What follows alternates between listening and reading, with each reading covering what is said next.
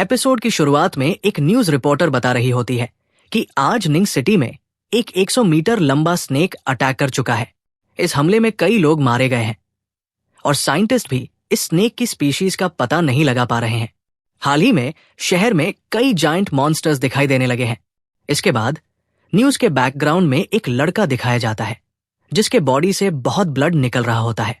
फिर हमें एक सी लिजर्ड दिखता है जो अपनी आंखें खोलता है और बोलता है, ये क्या हो रहा है और मैं एक सी लिजर्ड में कैसे बदल गया। इसके बाद हमारा मेन कैरेक्टर चेन अपने बारे में बताता है। वो कहता है कि उसका नाम चेन है और वो निंग यूनिवर्सिटी का एक स्टूडेंट है। उसने यूनिवर्सिटी के पास एक रूम रेंट पर लिया हुआ है जहां वो अपने पेट्स को रखता है। हाल ही में उसने एक नया पेट खरीदा था जो एक सी लिजर्ड था, लेकिन अचानक उस लिजर्ड ने उस पर अटैक कर दिया। अपने आप को डिफेंड करते हुए चेन को भी चोट लग गई और वो बेहोश हो गया। चेन ये देखकर शॉक हो जाता है कि अब वो सी लिजर्ड की बॉडी को कंट्रोल कर सकता है। वो सोचता है, क्या मुझे कोई खजाना मिल चुका है? क्या मैं इसे लाइव स्ट्रीम करके पैसे कमा सकता हूं या दूसरे मॉन्स्टर्स को पकड़कर बेच सकता हूं? तभी चेन और लिजर्ड दोनों के पेट से भूख लगने की आवाज आती है। चेन जल्दी से मीट बनाता है। मीट की खुशबू से लिजर्ड के मुंह में पानी आने लगता है। चेन थोड़ा मीट लिजर्ड को भी खिलाता है। जैसे ही लिजर्ड मीट खाता है, अचानक एक सिस्टम विंडो खुलती है जिसमें दिखाया जाता है कि चेन को 5 एवोल्यूशन पॉइंट्स मिले हैं। फिर हमें चेन का स्टेटस वीडियो दिखाया जाता है जहां चेन का लेवल 0 पर होता है और उसका टैलेंट माइंड कंट्रोलिंग होता है। उसके पास beginner level boxing, cloud jumping, spinning kick skill होता है। वहां पर लिजर्ड का भी सिस्टम दिखाया जाता है। उसके पास 5 इवोल्यूशन पॉइंट होते हैं। चेन ये देखकर चौंक जाता है और सोचता है, क्या मुझे सच में कोई चीट सिस्टम मिल गया है? फिर हमें पास्ट का सीन दिखाया जाता है जहां चेन के फादर उसे बॉक्सिंग सिखा रहे होते हैं। उसके फादर उसे बहुत हार्ड ट्रेनिंग करवाते हैं। चेन कहता है, डैड, मैं बहुत थक गया हूं, मुझे आराम करना है। लेकिन उसके फादर मना कर देते हैं और कहते हैं, तुम्हें स्ट्रांग बनना है ताकि तुम इस दुनिया के दूसरे साइड को देख सको। कुछ टाइम के बाद चेन के फादर उसे अपनी सेविंग्स देकर कहते हैं कि वो एक लंबी ट्रिप पर जा रहे हैं। चेन, अब तुम अपने आप का ख्याल रख सकते हो। चेन अपने फादर से पूछता है, डैड, क्या हम फिर कभी मिलेंगे? उसके फादर बोलते हैं कि जब तुम ग्रैंड मास्टर बन जाओगे तब मैं लौट कर आऊंगा। अब हमें प्रेजेंट का सीन दिखाया जाता है जहां चेन अपने फादर की फोटो देखकर सोच रहा होता है। दूसरी तरफ लिजर्ड ने अपना सारा खाना खत्म कर लिया होता है। चेन नोटिस करता है कि लिजर्ड की बॉडी में कुछ चेंजेज हो रहे हैं। जब वो सिस्टम विंडो चेक करता है तो पता चलता है कि उसे 15 और एवोल्यूशन पॉइंट्स मिले हैं। तभी चेन को महसूस होता है कि उसकी अपनी बॉडी भी पहले से स्ट्रांग हो चुकी है। चेन सोचता है, क्या ये लिजर्ड के साथ कनेक्टेड है? अगर ये इवॉल्व करेगा तो क्या मैं भी और स्ट्रांग होता जाऊंगा? अब चेन सोचता है कि शायद ये उसका मौका है ग्रैंड मास्टर बनने का। अगले सीन में चेन मार्केट से बहुत सारा मीट खरीदकर अपने रूम पर लाता है। वो मीट बनाकर लिजर्ड के सामने रख देता है और अपने मन में सोचता है, जितना ज्यादा ये लिजर्ड खाएगा मैं भी बहुत जल्दी एक मार्शल आर्ट्स मास्टर बन जाऊंगा। लिजर्ड मीट को देखते ही तुरंत खाने लगता है और कुछ ही समय में सब खत्म कर देता है।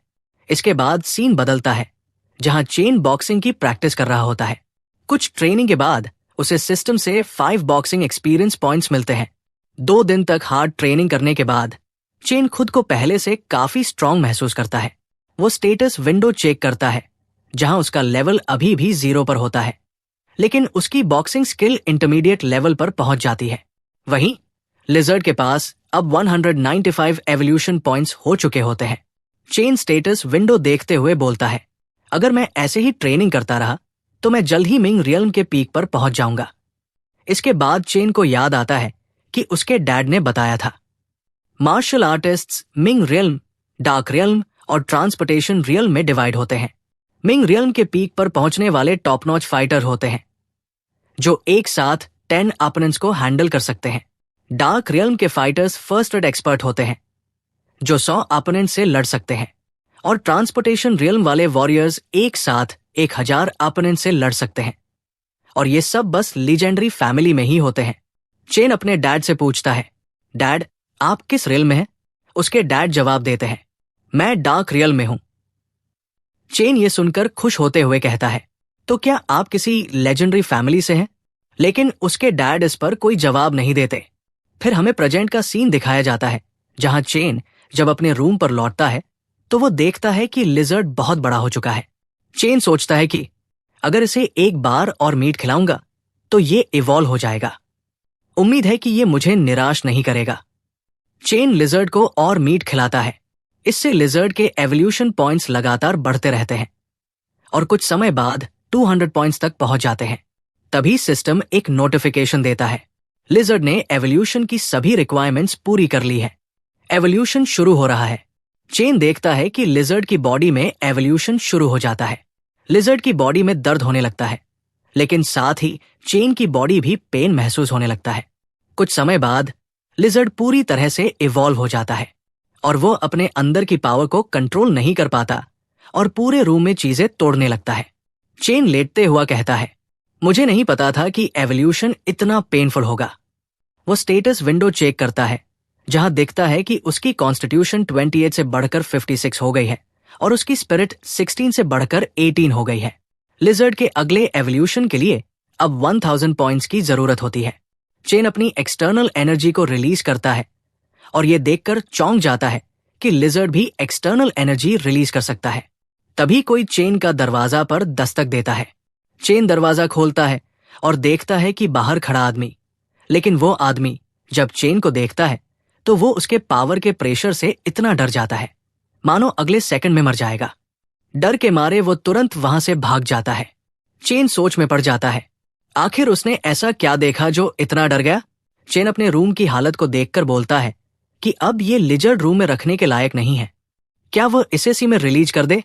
अगले दिन चेन अपने कार से लिजर्ड को सी में लेकर आ जाता है और अपने मन कंट्रोलिंग एबिलिटी से वो लिजर्ड को सी के अंदर भेज देता है।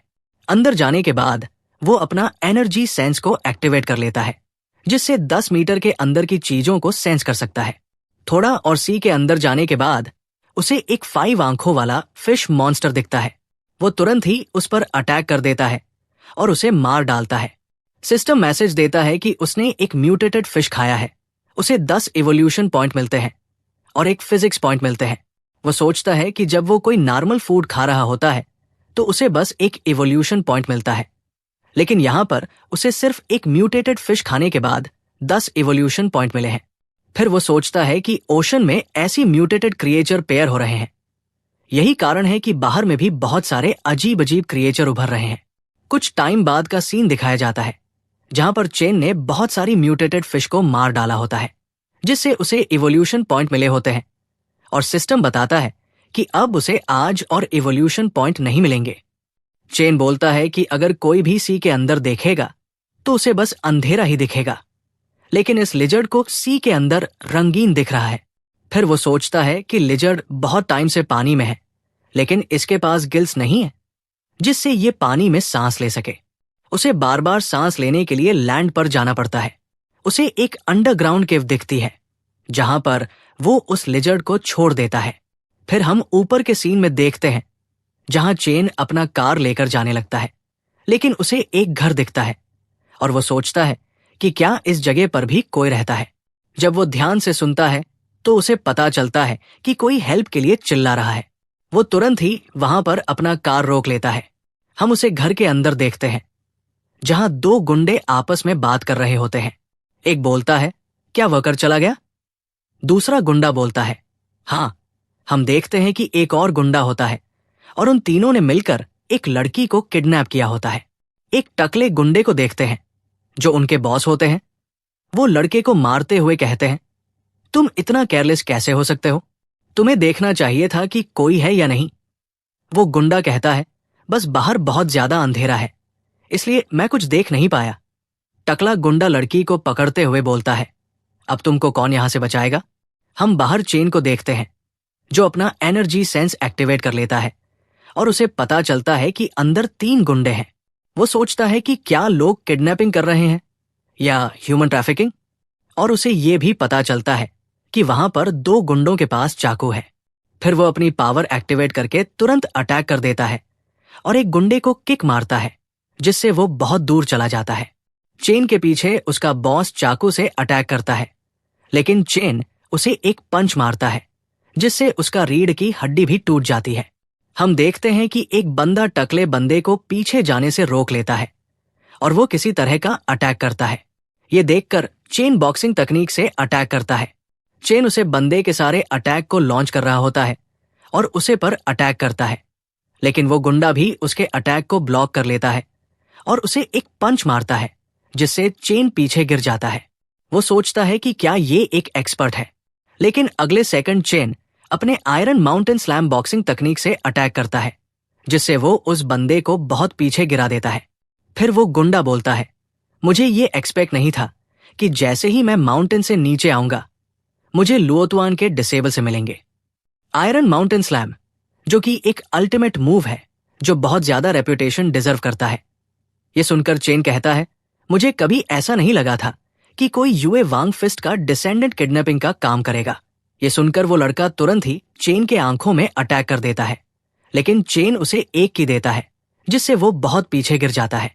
वो सोचता है कि मार्शल आर्ट का फाइट बहुत ज्यादा डेंजरस होता है और वो अभी तक अपने पावर को फुल कंट्रोल करना नहीं सीख पाया है, जो कि उसे बहुत ज्यादा डिसएडवांटेज दे रहा है। अब उसे अपने पावर को कंट्रोल करने के लिए प्रैक्टिस करना होगा। फिर वो अपने पीछे लड़की को देखते हैं और उसके रस्सी को खोल देते हैं। लड़की, जो बहुत डर गई होती है, वो तुरंत ही चेन को गले लगा लेती है।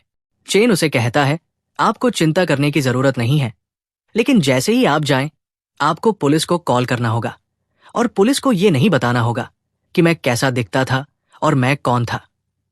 ये सुनकर लड़की भी बोलती है, ठीक है, मैं किसी से भी नहीं कहूंगी।